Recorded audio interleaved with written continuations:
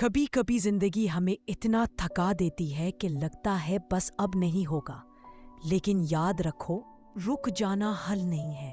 جس دن تم ہار مان لیتے ہو وہیں سے تمہاری ساری محنت مٹ جاتی ہے۔ ہر مشکل تمہیں توڑنے نہیں آتی، کچھ تکلیفیں تمہیں طاقتور بناتی ہیں تاکہ کل تم وہ بن سکو جو تم بننا چاہتے ہو۔ اگر آج راستہ مشکل لگ رہا ہے تو گھبرانا مت، مشکل راستہ ہی بلندی اور اونچائی پر لے کر جاتا ہے۔ اور یہ کہ لوگ کیا کہیں گے اس کی فکر چھوڑ دو، لوگ صرف کامیابی دیکھتے ہیں، سفر نہیں دیکھتے۔